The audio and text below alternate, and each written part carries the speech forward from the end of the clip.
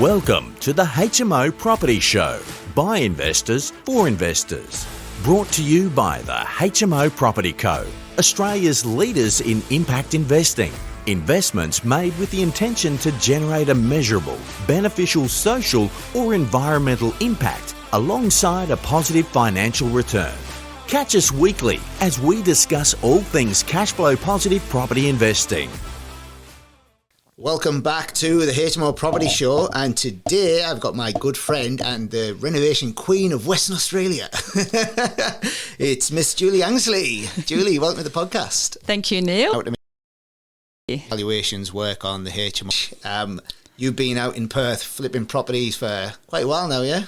I have, yes. Probably for about the last 10 years. It's when I started with, when I was still married, did it with my husband. Yeah. And I just knew that was something that I really wanted to keep doing. Brilliant, isn't it? Yeah.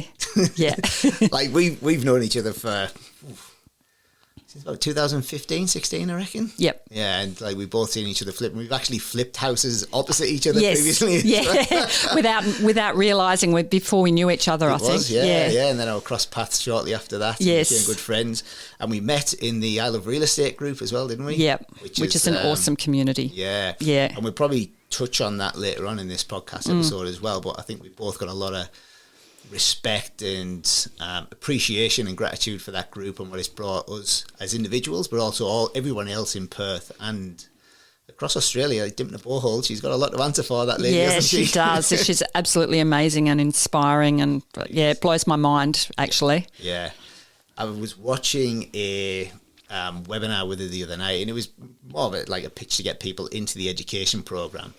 But I was just thinking, God, she's created a machine, hasn't she? I think she's got 12,000, just under 12,000 people in that community, in the ultimate community. And then she's got the add-on for quantum, which is, I think that is American, is it? Investing in America? No, it's you get more education.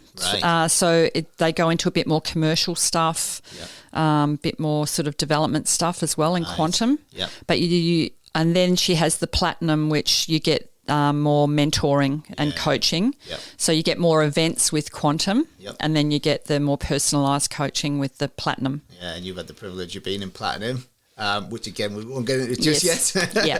So the Perth market right now, extremely hot. Yes. We've got buyers agents galore from over east, all looking at the affordable end of the market, which is driving the market forward because it's pricing people out of that sort of entry-level housing, and it's pushing them into the mid-level housing as well, and that's pushing people out the mid-level into the upper quadrant as well. How are you finding the market at the minute? Oh, crazy. Like turning up at home opens and there's just, there's cars lined up and down the street. On Sunday, I think it was Saturday, I just thought I'd check my realestate.com to see the time of the home open that I was planning to go to, under offer. So it's either under offer before it gets to home open, or there's cars and people everywhere. And like previously to that, you have a really good reputation with agents in local areas, and we'll talk about how to find your patch in a second. When the market's quiet, how easy to get properties from them then compared to now? Absolutely. Because people say to me, oh, you must have really good relationships with agents, you probably find out about these before they come on the market. And I say, well, I've got great relationships with them for sure, but they don't need to ring me. Yeah. Like they don't have time to ring me. Yeah. In honesty. They just need to put it on the market. Yeah, they just need to send it out to their database usually. Yeah. And then there's enough people from there that want to have a look at the property before the weekend, and they usually get it under offer before then. Mental, isn't it? And I remember when the market was quiet, and me and you used to catch it quite often. Oh God, I can't wait. There's a bit more activity in the market, and now we're like, I preferred it when it was quiet. I know. Go back over east, everybody. Leave us alone. But it's nice to see Perth prices going up as well. It is. And we were just talking about that prior. This is probably a good time to learn how to cut your teeth, so to say, in this sort of strategy. And we talked about manufactured growth strategies, which we learned from Dimper as well. So it's a good strategy to learn in this market because it can be quite forgiving in a market that's going up instead of a market that's going down, isn't it? Yeah, I just think if anyone has really liked the idea of flipping houses and wanted to start, It's still always a great idea to get some education behind you because there's always risk involved with purchasing property. But get some education and then just jump in, really. In this market, it is forgiving enough for you to overspend on your budget, miscalculate your end sale price, and you're still probably going to be okay. Yeah, and the most important thing is you'll get some valuable experience. Yes. That, it's great learning how to do it, but actually execution is where the biggest lessons come. Absolutely, yeah. And I've seen people, people that have done my my workshops and course start out like not knowing anything, just jumping into a renovation in this market, luckily. Yep. Still wanting me to hold their hand a little bit, to going on to the second one and not needing me at all, and then like powering through the third one. It's so good to see. It's a testament to your coaching skills as well, isn't it? Yeah. And the course that you've got. We will touch on the course as well in a minute. And the course is basically structured into a strategy, a process to follow, isn't it? Which is a structure which everybody loves to follow a structure, because if you've got a step-by-step process to follow, once you've achieved that first step, you know what the next step is, you know what the next step is. Sometimes you can work backwards so that you understand the steps a little bit more. And let's talk about the steps. The first things first, suburb selection, isn't it? How do we know what suburbs to look for? I think you call it find your flipping patch. Yes. Yeah. How do you find your flipping patch?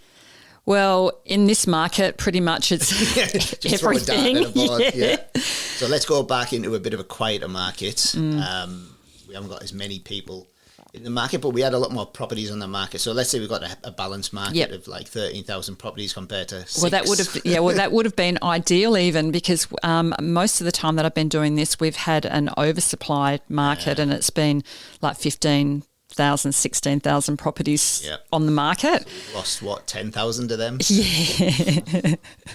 So it's just that market is also a really great place to learn in, because you can really hone your researching skills in, because even in a market like that, where there's an oversupply and everyone's saying that Perth property is dead, when you implement some good research skills into different suburbs, so basically the first thing I ask people to do is figure out how much they're able to borrow so that they know what buying price it is that they're looking in. Speak to a broker. Yep. Let's just say you can purchase a property for $400,000. So I would start looking in properties, in suburbs where the median price is probably up to $500,000, because you're wanting to purchase something for $400,000 and then bring it up to the mid-level for that suburb. So a median house price of say $500,000, $550,000 would probably work for that. So then just look at suburbs within that price range within 30 minutes of home, because I have found if you're travelling too far to a reno, it does become a pain. Like, you are eager to start with and you think that you can do it, but after a while it becomes a bit of a drag. Yeah, especially if you're just trying to check if a trade's turned up. And they haven't turned up and you're like, just drove 30 minutes. I know. So try within 30 minutes of home, within certain price range, and then start going into a bit of supply and demand numbers.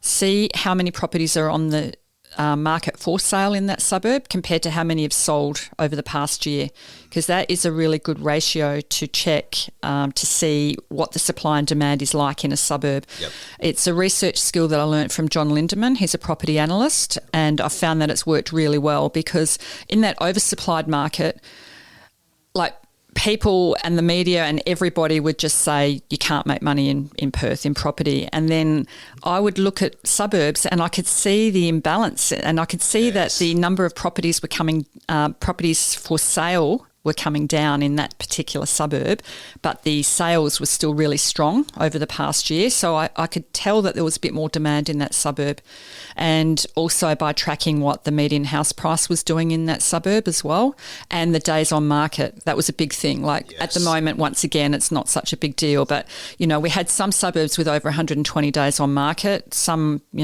down to about 60. But when you could see that the days on market was lower than the Perth average, those three things added together are starting to look quite good as to a suburb. Yep. So then you start getting your feet on the ground and doing a bit more investigation. Yeah. Kind of like gathering the ingredients for baking a cake, isn't it? Yeah. Interesting what you said there, the days on market, some with 120, some with 60. There's already a big discrepancy there. What's the days on market at the minute?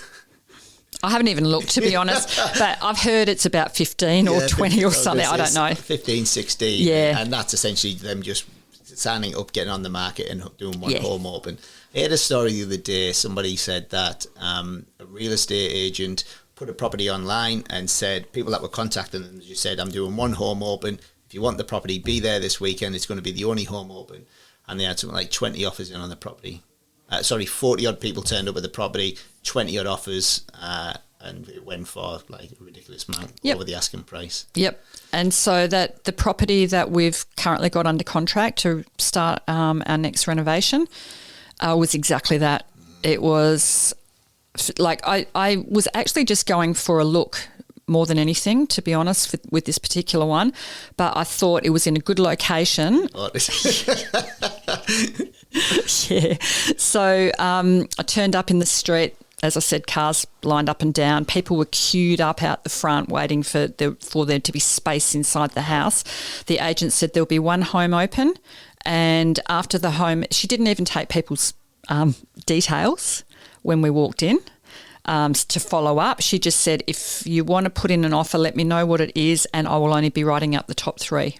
Wow. The agents have really turned from the chasers to the chasee, haven't they? What a difference, eh? So when you've seen that many people, obviously as a renovator, the purchase price is everything. Yep. The renovation price is very important as well, and the sale price is just as important.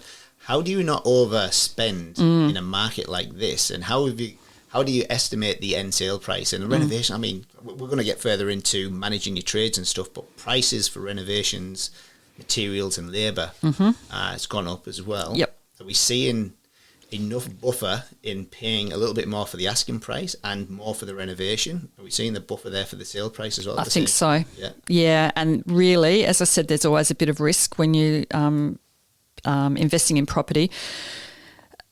This one was kind of like, we just have to make it a quick decision here and just pull the trigger, and there's going to be a bit of risk involved, because normally I would do a lot more research and I would break down my renovation budget before I'd even put in an offer.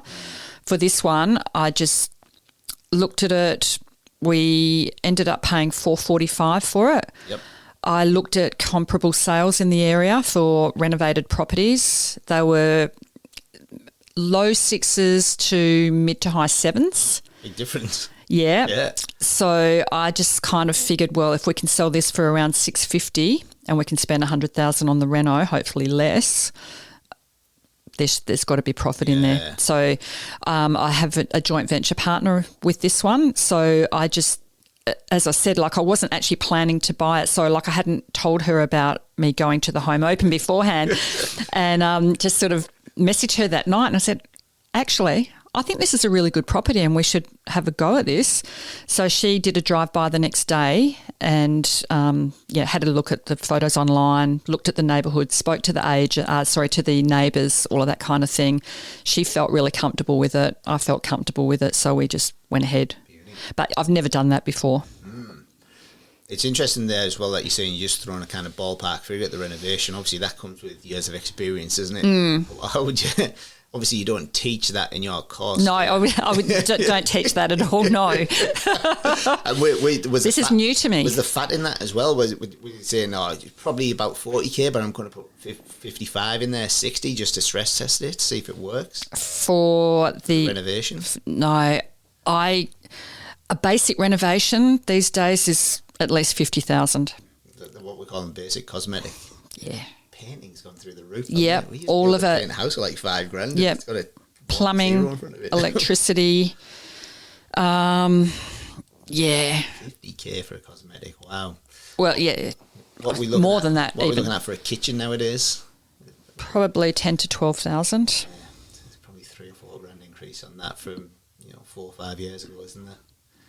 It's phenomenal how prices have gone up, but the demand on the flip side of that as well means that you can afford to Well, that's pay it. a little bit more. And the fact that there's no new building products coming on for sale as well, it just, it makes you feel like, well, there's still plenty of buyers. So they're going to need something that's a finished product. And this is as close to it at the moment in a good location as well. So with the properties you're looking at, you're obviously seeing scope to increase the internals and externals of that property. A lot of buyers not seeing the same potential that you can see with a trained eye. Potential, but Don't want to put the hard work in. there's still so many buyers out there looking for these absolute dumps, to be honest, and putting in offers. Wow. And because I've put in quite a few offers and just been beaten at places that they're really not livable. They definitely need renovating. Yeah. And there's a lot of investors, renovators, I'm not sure who they are, whether they're Eastern States people thinking they're going to get a project manager. I'm not actually sure, but they are still in high demand, even if they need renovating. And with the offers you're putting in, are they just straightforward 28 days finance, 28 days settlement, or are you getting any terms at the minute? Not putting in any. We're putting subject to building inspection. This one was a cash offer, so that helps. Yeah. But yeah, otherwise, yes, 28 days for finance, 28 days for settlement. Yeah. It's Or even hard. 21 days for settlement. 21 to 28. Quite hard to get some attractive terms, especially when you got 20, 30 people queuing up outside, isn't it? Yeah. You just want the most straightforward offer. Yes. Yeah. All right, so we've got our flip and patch. What are the numbers that we need to consider? And when we're putting them all in a feasibility, what's the magic return percentage that we're looking for to make it viable?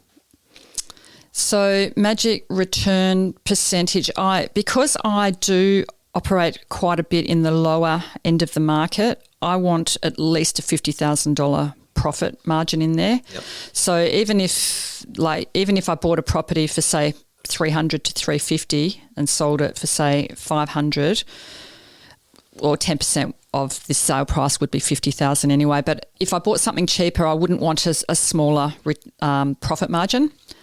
So I don't actually really work on a percentage. It's more about what profit margin are we happy with, then look at it as a percentage and think, yeah, well, that's okay anyway, that's good. Yep. But it's more about the actual dollar figure for me. Dollar figure out for time input in. Yep. Yeah, nice. So what are the actual numbers that we need to consider then? So a lot of people potentially think that the most important number is, say, the renovation cost. But for me, the most important number is the end sale price, because the end sale price is something that's out of your control. Yeah. And you need to be really sure of what you're going to be able to sell that for. In this current market, hopefully it's going to be higher than what you think if the market keeps going like this, but you can't count on that either. Yeah. So you've got to really concentrate your research on what your comparable sales are and what your end sale price is going to be, because you get that wrong, it's quite hard to pick that up somewhere else. Yeah. And how do you do that? We're just using realestate.com. Are we speaking to agents? Yes, realestate.com.au. There's a really good tool on there actually. When you go, you can actually search the property address in realestate.com.au. And then when you scroll, so not look at the listing, just look in the address section. Yep. And you scroll down, there's a map there and it shows you all of the houses. If that's a 4-bedroom, 2-bathroom house, it'll show you all of the 4-bedroom, 4-bedroom houses that have sold in the last 6 to 12 months in that area. So you can see exactly where their location compares to your location, and you can click on each one of the listings as well to see whether it was renovated, unrenovated. So it's a really easy tool to use and it's free. Save you a bit of time as well. Yeah, it's really good. Yep. Talking to agents, definitely, because they're telling you about stuff that they've already got under offer, that's finance has been approved, but the numbers haven't caught up yet. So they're letting you know, what real prices are. So the stats aren't as reflective on the search engines that we're using. That's right. So the real estate agents are really important for that. In fact, someone said to me once, when I was looking in Medina, which is a cheap suburb, I don't know how you're making numbers work. How are you going to put an offer on this because the end sales are this? And I said, because I've been talking to the agents and I know that the end sales are actually $50,000 more at the moment. So that's good. And also the CMAs, the comparative market analysis on CoreLogic, is also really good. But when I do that, I also like to look at each individual property and make sure that I tailor that CMA to exactly what I'm looking for, as opposed to just to spit out an automated one. Yeah, so we're comparing apples with apples, not apples with oranges. Yeah, that's it. Yeah. And that's a good way to get a very good end sale estimate of what you're going to be able to sell for. Yeah. So then you start with that, and then you start taking all your expenses off. So take your stamp duty off. Your holding costs. So if you're borrowing, or even if you are paying cash, you usually want some sort of percentage return. You've borrowed it from somewhere else. So you calculate your interest rate and how long you're going to be using that money for. So that's your holding costs, including your insurance and your rates and all the rest. Yep. Then you've got your renovation cost, which you're going to need to do a bit of a breakdown as to everything that needs doing, because in Perth, it's really hard to just say, this is a $500,000 property, I'm going to spend $50,000 on the renovation because I'm sticking to a 10% formula. Yep. You really have to actually break it down. And even if you don't know your prices well, still break it down and itemise it, just so that you realise how many things are actually going to need to be considered in there. So we're breaking them down into painting, flooring, kitchen, bathroom, bedrooms, living area, and putting a nominal sum into each one of them. And then you think, like, for instance, this one that we've got under contract at the moment, there is a massive plumbing leaking issue in the bathroom. So we know we're going to have to spend more in that bathroom. Yeah. So it's things like that you just can add a little bit more to that budget. Yeah. Then you want to also put in your profit margin. So let's just say if it's $60,000 that you want for a profit from this renovation. So they're all of the costs that you're going to take away from your end sale price. And then at the end of that, you come up with a price that you're happy to pay for this property. So that's how I usually do my feasibilities. It's a reverse feasibility. So, and I call that my walkaway figure. Yep. So if I can't pick up that property for that particular price, then I'll walk away. Yeah. It's interesting what you said there as well. You're speaking to agents, and sometimes you can see there's a 50k discrepancy between what it's saying that you could sell it for online and compared to what they're selling properties to in that area. That's your profit margin right there, isn't it? Yeah, absolutely. It's the profit margin. Yeah, right and you there. sort of wiped out a little bit of competition with that too, if they haven't been speaking to the agents themselves. Yeah. How do we know how to renovate these properties to the standard that's required without putting like stone bench tops and big chandeliers in, but without putting undercapitalising and not meeting the market? How do we know what we're doing in that regard? Well, one of the main things is to do your research again about your target demographic. So there's some really good research tools online, like the Census Quick Stats data. It tells you the types of people that live in a suburb, what their occupation is, whether they're tradies, whether they're professionals, also whether they drive to work, whether they catch public transport. There's a lot of information in there. It's actually really cool to, like, once you get in there. Yeah. So, but even without doing that, you can just start going to home opens in the area. You see what stuff people like.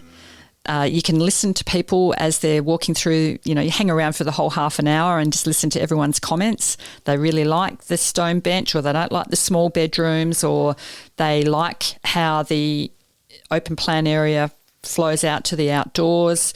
You'll hear a lot just by doing that sort of research as well, the on the ground research.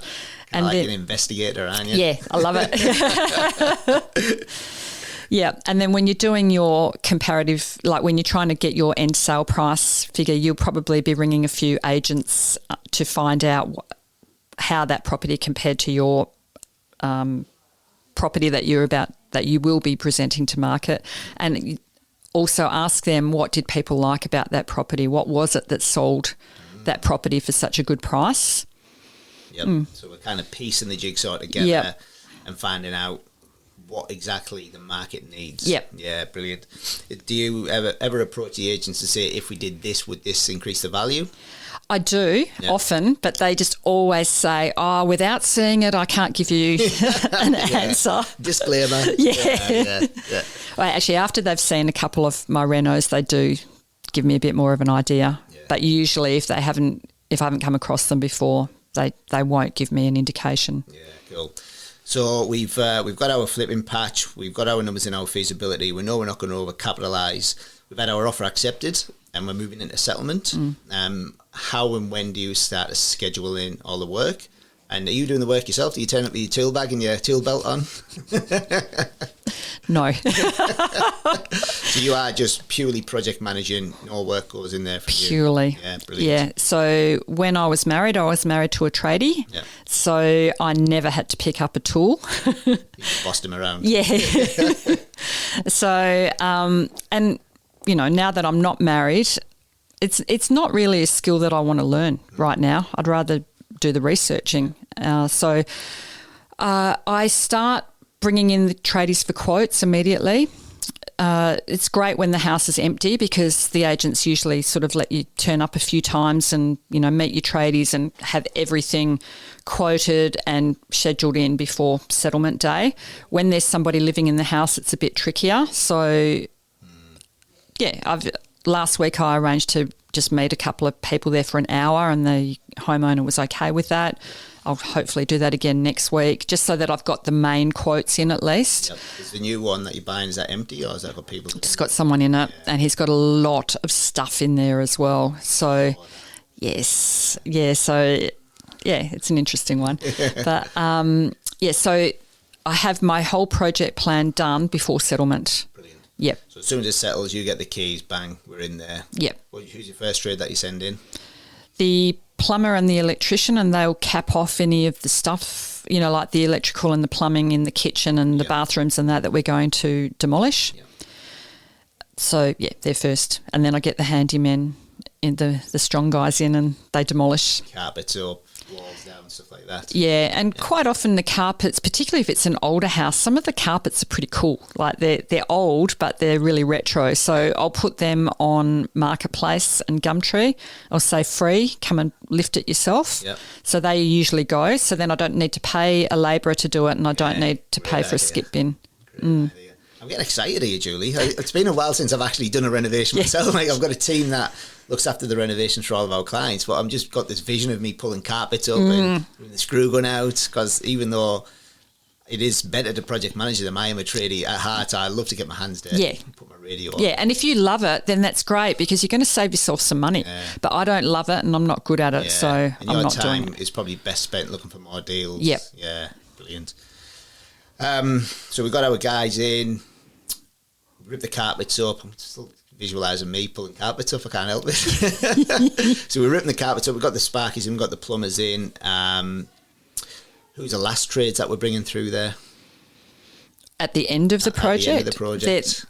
They're coming back. Yeah. Yeah. The sparkies and the plumbers are coming back again. Yep. Yep. So they'll put in all the fittings, like the taps in the bathroom. The electrician's usually finished before the end.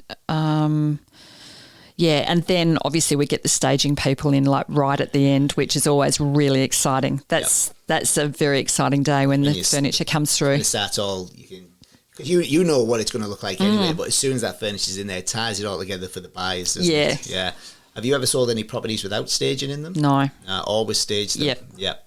What's it costing to stage a property nowadays? It's probably around the $4,000 to $4,500. Not too bad. Hasn't gone up as much as what I would have thought. Yeah, so and that's generally for 6 weeks too. Yeah, it used to be for 4 weeks, so I think it's quite good. Probably only need it for a week nowadays. That's true. Yeah. It is true, but I do like to keep it in there throughout their finance approval period. Yes. Yeah, and I have had one where it was the finance approval period, but they only needed a very small loan, and we took the furniture out, and then they didn't get the loan.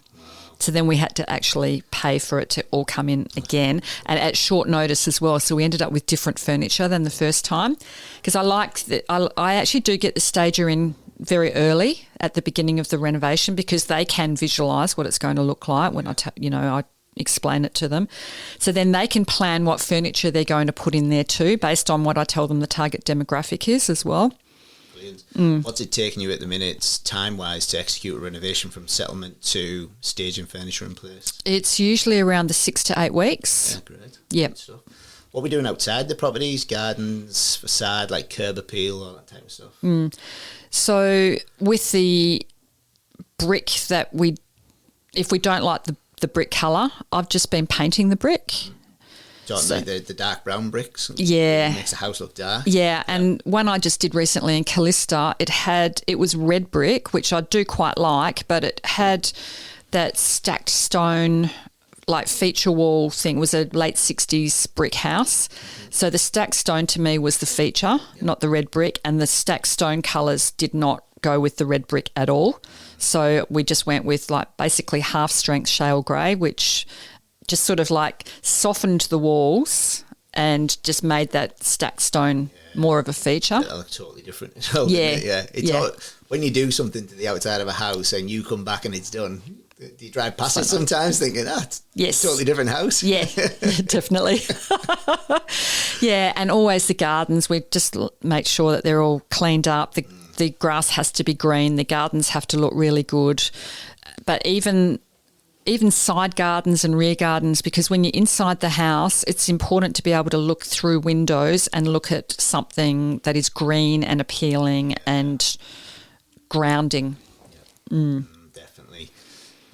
Like you say, people have got to imagine themselves in this house, and if they're sat in the house and all the furniture's there and they're looking outside, there's a nice green lawn, all these things start to play on the emotional chords, don't they? Yep. And who's the are you renovating to target investors, or are you renovating to target owner occupiers? I've always renovated to target owner occupiers because I want to get that emotional attachment to the house from buyers, and therefore they'll be willing to not want to miss out on that and pay a bit more, particularly in the market that we've been through prior to this boom.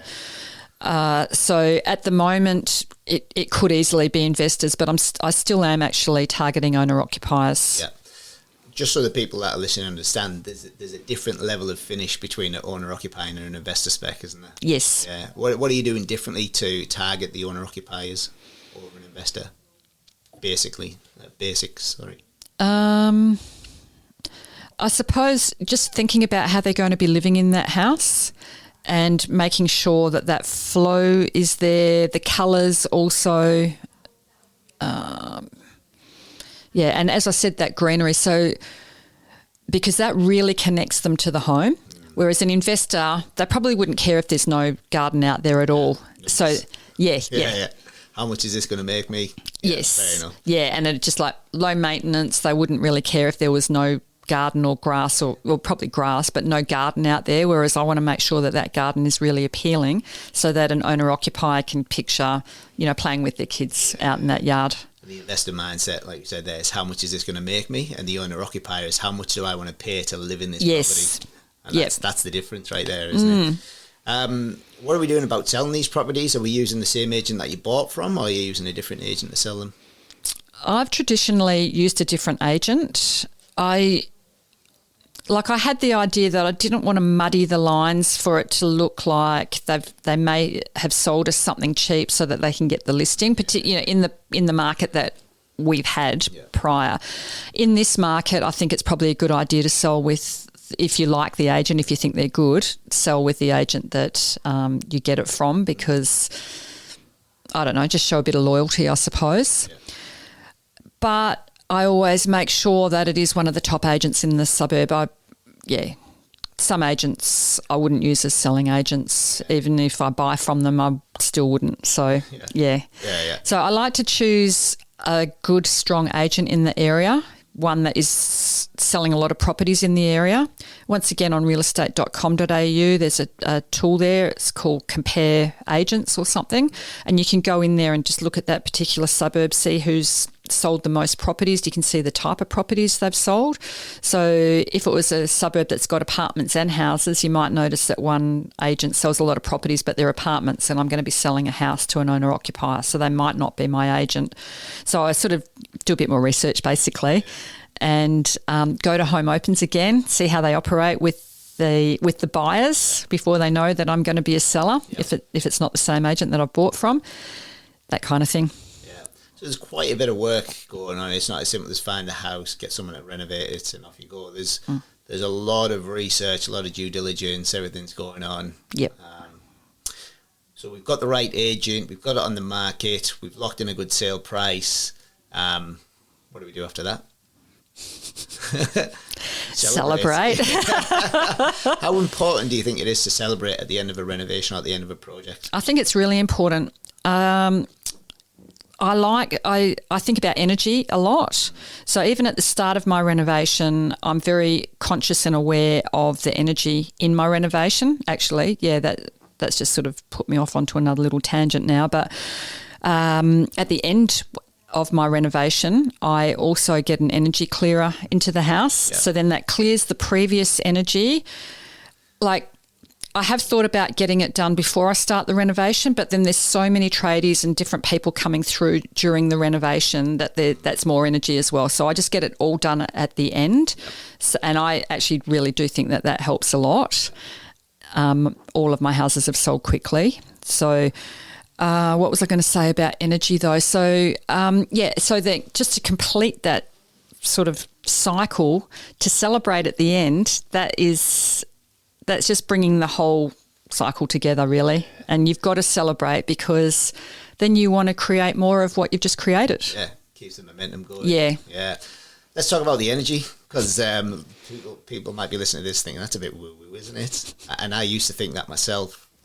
We have done energy healings and clearings on quite a few projects. We learnt it through one of my mentors years ago. One site in particular where we were having heaps of problems with it. We had finance application issues. A finance application went on for like 8-9 months. We had DA issues, and then when we had DA issues, we got the DA approved, and we needed to get pre-sales to get the finance across the line, and we couldn't get any pre-sales. And I can't remember who it was, and they said, "I'll just speak to this lady and get it energy healed." And wow, the things she was telling us was put goosebumps down mine and Joe's spine. And anyway, she said, "Look, I've cleared the energy. Should be all good now." And sure as damn it, we got a pre-sale locked away. We got the finance approved. The project started. So moving forward, we've done it on everything that we bought for ourselves. We actually got it done in the office as well. It's a good idea. Yeah. Check it out, guys. do you want to share the person that you used to do them? Yeah, I've used a couple of different people. One is an online person. Yeah. And one is a local lady. So the local lady that I use, her name is Shelley McMahon, and I think her business is called Radiant Healing Hands. She does like personal energy healing as well, but she also does house clearing and property clearing as well. So I find her fantastic.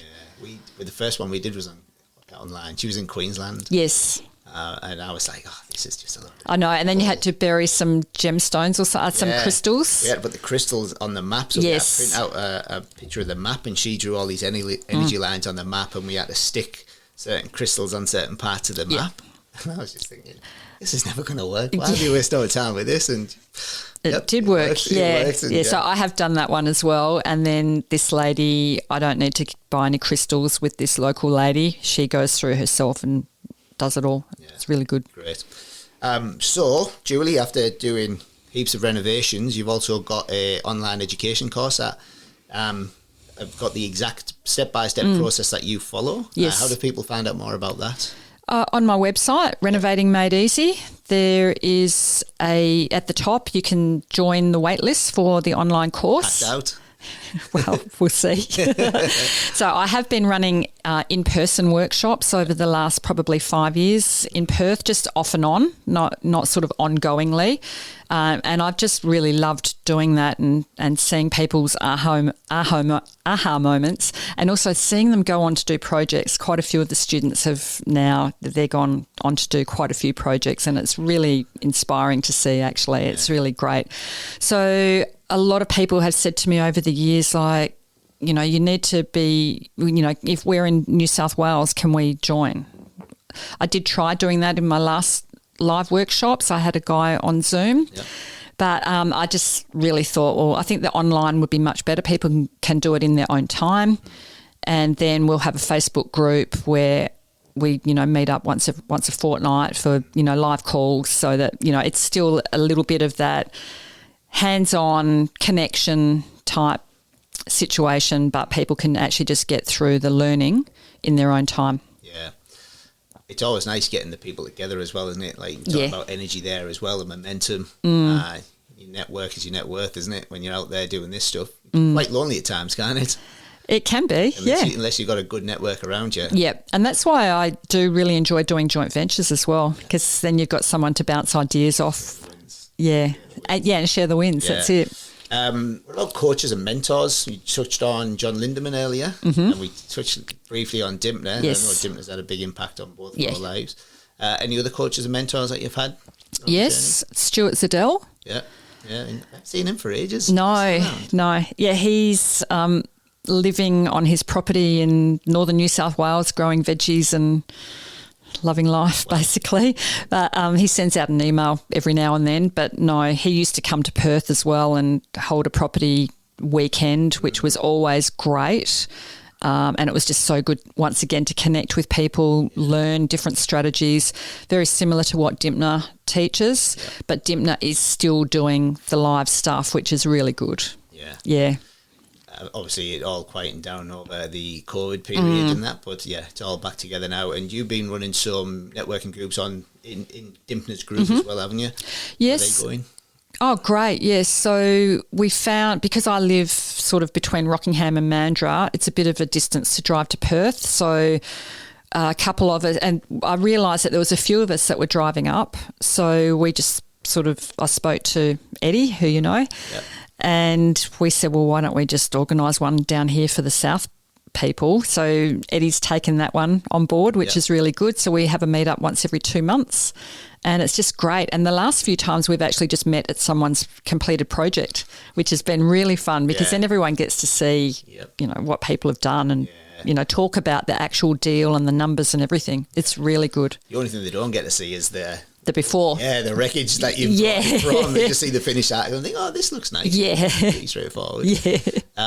One phrase that does pop to mind there is proximity is power, isn't it? And when you're supporting yourself with them like-minded people that are all going through something similar to you, it makes the journey totally different, doesn't it? It sure does, particularly in the beginning of your journey as well, because you usually the people surrounding you aren't on the same page, and it's easy to kind of get a bit sidetracked and doubt yourself and all the rest of it, and then not actually go ahead and do something. So it's really important to really just talk to people and hear what they're doing and how long they've been doing it and what they've done and that kind of thing too. Because there can be a lot of negative Nellies out there, the barbecue or wherever you're going. It's really hard to talk about money in front of certain people when obviously when you're a renovator, you're in real estate, that's one of the main things that you talk about, because it's critical that you get it right. Yes. So again, surround yourself with them right people and talking openly about, I purchased for this, I spent this much on it, I'm going to make this much at the end. I think it's super important. Yeah. You also attended Dimpner's Isle of Real Estate Super Conference. I did. Was that last year or the year before? 2019. Was it that long ago? No way. It's 4 years ago. Time flies when you're having fun, doesn't it? Yeah. So the Isle of Real Estate Super Conference is just a super conference essentially where they get everybody together that's in the Isle of Real Estate community and celebrate the wins and victories. Is that right? They do, and a lot of that is Dimpner chooses, well, it's supposed to be 12 students to tell their story on stage, success stories, she calls them. But the time that I went, she ended up choosing 16 because she couldn't narrow it down. But just as another slight tangent, I decided to enter because we actually had to put in a video and a blog, like a write-up about your story and why you would like to be considered. And I just thought to myself, well, if I become a finalist or if I become someone that gets sent to Sydney to present my story, then I'll get a free flight to Sydney and I'll get to see my daughter. So I might just start visualising getting this free flight to Sydney. So then once I sat down to do my visualisation, I thought, well, my visualisation is whatever I want it to be, so I might as well just visualise winning the thing instead of just like getting to Sydney. So out of 16 finalists, I really realistically thought I had absolutely no chance of being like one of the 3 winners, because some of these people's stories are absolutely amazing, and the deals, like you, for instance, if you were there's other people like you that have just done the most incredible, amazing things and grown so much from the community, whereas I just thought to myself, all I'm doing is reno flips. I'm not really doing all this really inspiring stuff. It's in my head. So anyway, I thought, but it doesn't matter. I can still visualise winning it. Doesn't matter. You just never know what's going to happen. So I got myself to Sydney and presented my story on stage. And then on the last day when all the votes came in, Dipna read out people's names we were all on the stage, and then she read out names to exit the stage. And I had visualised this whole scenario, what I was wearing. My daughter was going to be in the audience. I was, making eye contact with her. Like, the whole thing was just... Anyway, it worked out exactly as I'd visualised it, except that I got 3rd prize instead of first prize. Awesome. And I was very happy with that. Congrats. What was 3rd prize? It was the Platinum Coaching Program for a year and 2 business class flights to New Zealand. Oh, well done. And just so everybody knows, the Platinum Coaching is $30,000. $30,000. What a prize that is to get. Amazing. I'm just so grateful for it. Yeah, well done. Well done. What are you excited about over the next 12 months, Julie? What's happening in your world at the minute? What I'm excited about is this market, really. So I'm just excited that there's the opportunity for all of us to be making money in Perth, finally, because it hasn't been like that for such a long time. Yep. And that's pretty much it. So I will be just trying to do quite a few more projects. Yep. Just see where that leads. Flipping like crazy. Yeah. Yeah, definitely. It's like you say, it's a very forgiving market as well for people that are just getting into this too. But once you're obviously as good as you are at this, then obviously your profit margin increases quite a lot, doesn't it? Yep. Was it you telling me about a deal where you got it at auction and then you ended up just selling it to somebody else for a profit without actually renovating it? Yes. What was that one? Tell us that. So that was on the 23rd of December. It was a bank mortgagee sale. So once again, I had a cash joint venture partner, different one than I've got for this one. And so I said to her, we need to get this at the auction. We need to get it for $300,000. And it was probably more worth $350 to $370. But I knew that I would be the only bidder. She didn't even come to the auction. I don't think she even saw the house, actually. And so I went to the auction, and I knew that there would be other buyers there because it was a good deal. It was in Secret Harbour. It was between the 2 schools, so walking, perfect family suburb, family home. Yep. And not in bad condition either. It just needed a cosmetic clean-up. So I was the only bidder. I just bid $200,000, and they said, okay, no other bidders, will take you outside, because there were other people there, because people wanted to put in write offers subject to finance after the auction. Went outside and they said, well, the reserve is $340, and I said, look, I'm sorry. They said, well, what can you do? And I said, I can do $280 and that's it. And they rang the bank again, and then rang me and got back to me and said, there's a fallback reserve of $320. Can you bring it up to $320? And I said, no, I can probably do $290, and that's my final. I can't go any higher. So then they rang the bank again, and they said, if you could just bring it up to $300, it's a deal. And I said, okay, it's a deal then.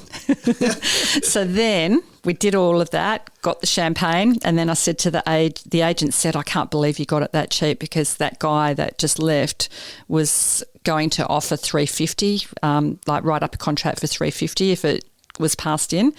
So I said, well, why don't we just sell it straight to him then? And so that's what he did. So how long did you own the property for?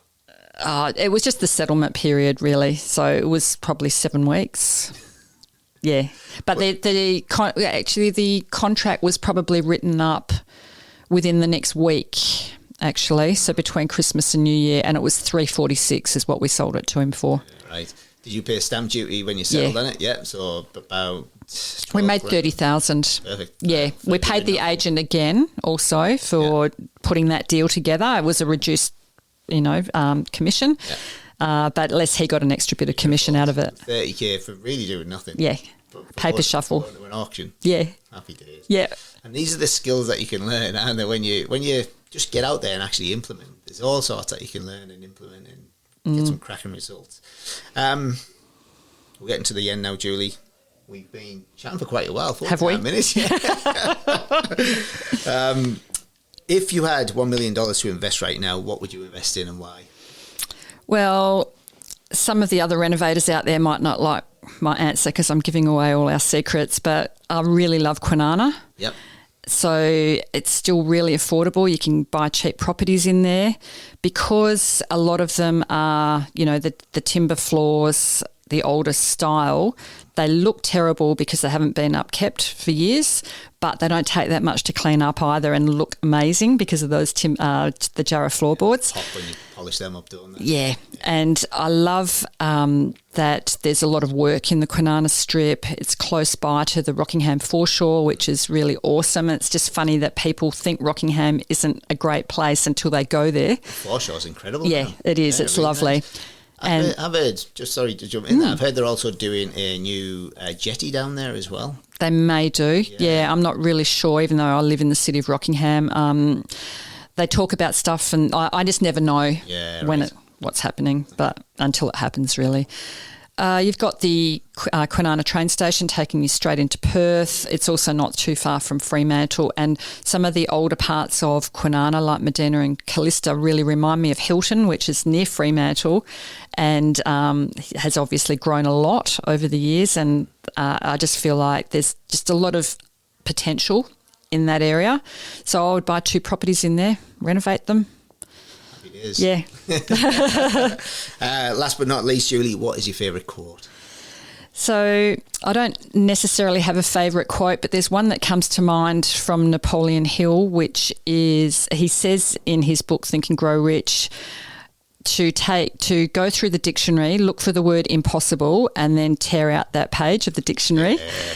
And there's another quote in line with that says, turn the word impossible into I'm possible. And I really do think that anything is possible. So there you go. That's sort of my quote. Love it. Julie, thank you very much for coming on the podcast. Really appreciate you coming down. Thanks for inviting me, Neil. It's been great. Thank you. Thanks for listening. Make sure you tune in the same time next week so you stay up to date with all the cash flow positive property updates.